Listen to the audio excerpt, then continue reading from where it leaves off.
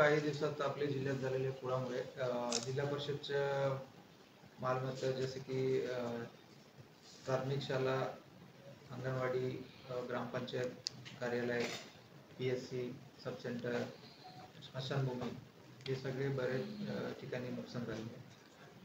347 शाळा तसेच 284 अंगणवाडी, 53 ग्रामपंचायत कार्यालय, 93 स्मशानभूमी, 36 पाणी पुरवठा योजना, तसेच जवळपास 796 VR, ODR आणि नॉन प्लॅनचे रोड्स असा नुकसान आपल्या जिल्ह्यात झालेले. ZP तर्फे काय मदत यंत्रणा उभी केली? जिल्हा परिषद मार्फत आपण निवारा शेडमध्ये आरोग्याची शिबिर तसेच शुद्ध पिण्याची पाण्याची सुविधा टँकर मार्फत, त्याच्यानंतर पूर परिस्थिती कमी झाल्यानंतर गावात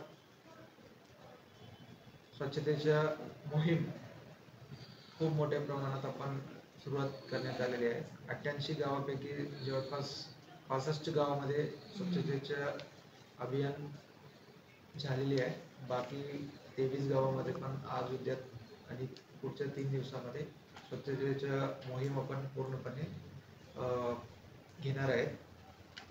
आणि तसेच काही निवारा शेडमध्ये फिरती शौचालयाची मागणी होती. 250 फिरती शौचालय पण आपण उपलब्ध करून देण्यात आले. स्पेशली मुलांच्या दप्तरासंदर्भात आता पुरामुळे झालेल्या नुकसानामुळे 347 जे शाळा होते त्या शाळांमध्ये अभ्यास करणारे आपले जिल्हा परिषद शाळांमध्ये अभ्यास करणारे मुलं पटसंख्या जवळपास 6275 अंदाजे ते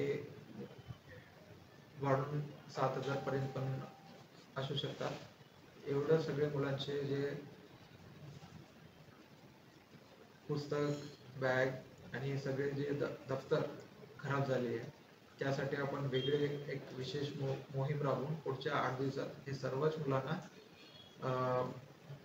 सगळे साहित्य देण्यासाठी आपण प्रयत्न करीत आहोत. आणि पुढच्या 8 दिवसात हे सगळे मुलांना सारखंच एक सगळे अभ्यास करण्यासाठी जेवढं साहित्य लागतात ते सगळे साहित्य आपण पुरवठा करणार आहोत.